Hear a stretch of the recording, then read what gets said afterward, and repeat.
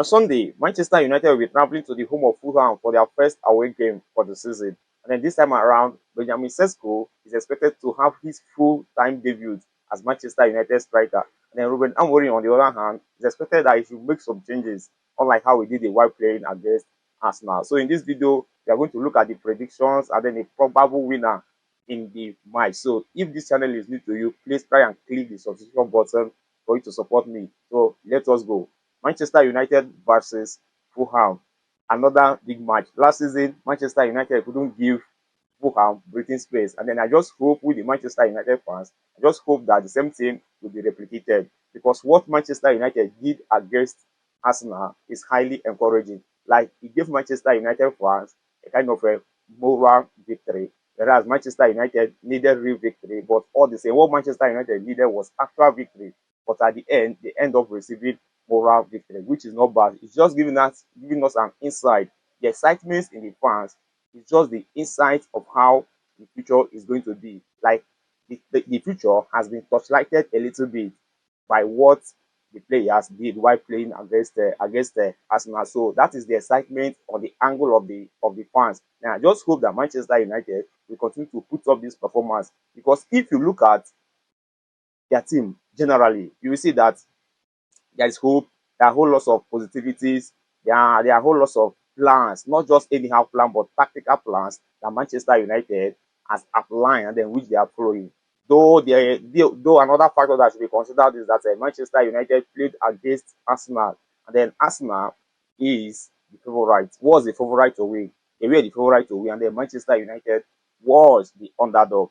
Then it happened that Manchester United, even though they couldn't secure the 3 points, it still happened that they were able to put on a magnificent and a fantastic performance against Arsenal. And that is the excitement that the fans are having. That's the excitement that the coach and then every Manchester United family is having right now, because of how good the attacking tactics, the midfield, the ball control, the fluidity, the movement, and every other thing that Manchester United carried out while playing against Arsenal.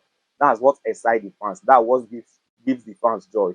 And then it is expected that the players will have to carry on with that performance that they carried out against Arsenal. That's the issue right now. And then what could be a pressure on the side of Manchester United is if it happens that they are not able to win Fulham. If it happens that they didn't win Fulham, or they ended up drawing against Fulham, or Manchester United gets defeated by Fulham, that's where the issue is going to be. Because the expectation here is that they played against Arsenal.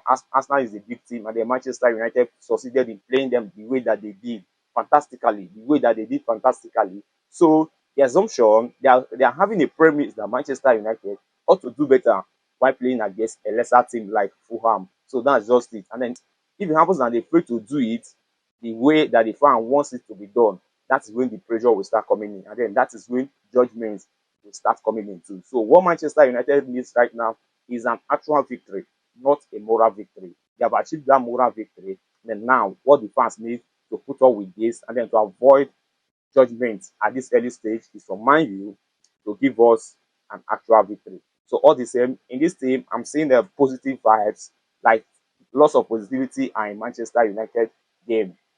Like I said already, the tactical plan is there.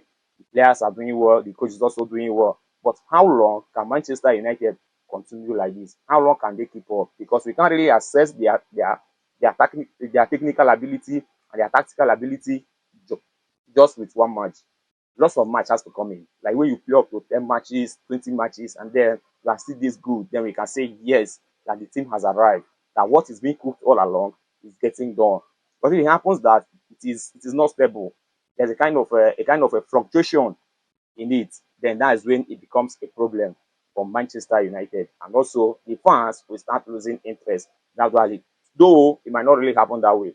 We can only judge based on what we have seen so far. And then from their performance against Arsenal, Manchester United is good to go. The attack of Mbemo, Kunha, and Benjamin Sesko is actually going to be monstrous. Yes, it's going to be monstrous. That's if they can keep up with what they have already done. So Manchester United, looking at what they did against Arsenal, I will say that Ruben Amorin need to do some changes. Yes, changes need to be carried out while Manchester United will be facing Fulham. First thing is that Mason Mount, who started against Arsenal, need to be sit on the bench. You understand? They should sit Mason Mount on the bench and then bring in a natural striker, not a false striker. If you can remember very well, while against Arsenal, many crosses came in, but there was no striker there. Manchester United, throughout the first half, didn't have a striker. Understand? Though Mason Mount was also involved in the game, but involving as a hitman was what was lacking in Manchester United game. So Manchester United need to start Benjamin Sesko. He should sub out Mason Mount and then introduce Benjamin Sesko. I think he's going to do a better job. And also to have his full-time debut as Manchester United player. And then on the other hand, we are looking at the that of Diogo Dalot. That is another player that I don't want him to be in that team. Understand? Even though he should be in the team, but Man U or when Amorin should learn how to sit him on the bench. The player gives out his best, he's good, he's trying to improve, but it is very, very pathetic. Yes, it is highly pathetic that his works are not good enough. He has reached his limit, he has reached this elastic limit, and he cannot cross it again. So I'm of the opinion that Man United should send him out, or Amorim should learn how to sit him on the bench. So in this match against Fulham, Amadello should substitute Diogo Dalot in that position. Yes, outside that, I'm not seeing much in that. I'm not seeing any much change that should be carried out. Benjamin Sesko in, Amadello in, Diogo Dalot out, and Mason Mount out.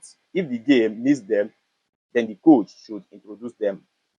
But before that happens, let him make these two changes. Then another area that we should be looking at is the midfield of Manchester United, whereby we have Carlos Casemiro and Bruno Fernandes.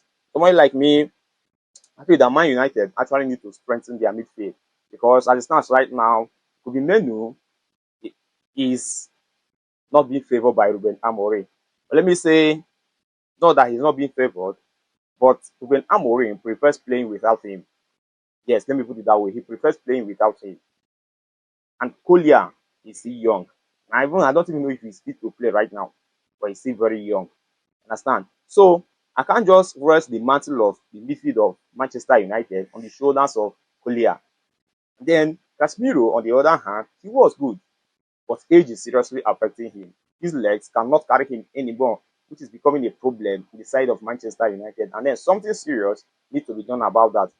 Looking at the whole Manchester United tactics and then their positions, where I'm scared is that midfield position, where we have Bruno Fernandes and Carlos Casemiro.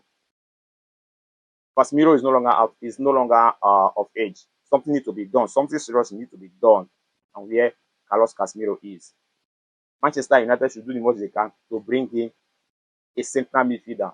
That's what Manchester United needs right now. Because it's difficult for anybody to bench or to make the coach not to make use of Bruno Fernandes. It is almost impossible for that to happen. So the only option whereby Manchester United should re-strategize and then bring in another person is the position of Carlos Casemiro. Ugarte is good. Ugarte can do the job, but he is not stable. What Bruno Fernandes needs is just somebody that can be doing the work for him. Then he'll be free. That's what Bruno Fernandes needs as a Manchester United player. Yes, the athleticism he doesn't have it, though he puts on the much energy as he can, but he doesn't just have it. So Ugarte is good. His strength is there. In one particular match, Ugarte will play fantastically, but in other games, you see him not doing anything. He's so unstable. He fluctuates a lot. That is my worry, and then that is my fear on where Manuel Ugarte is. And then because of that, Manchester United should set out to get another midfielder now that the time is still there.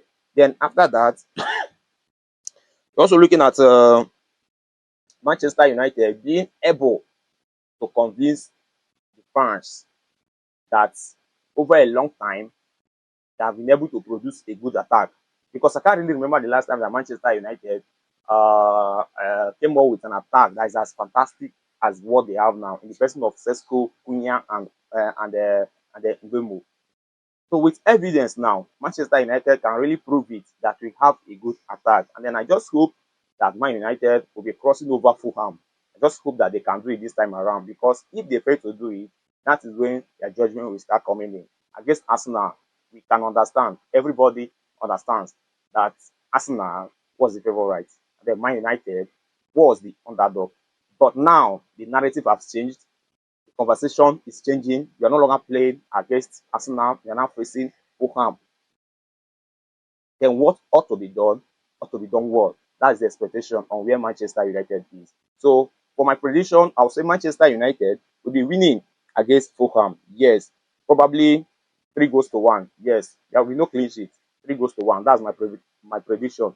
So let me know what you think in the comment section, and also try and follow this channel if this channel is really new to you. Let's go.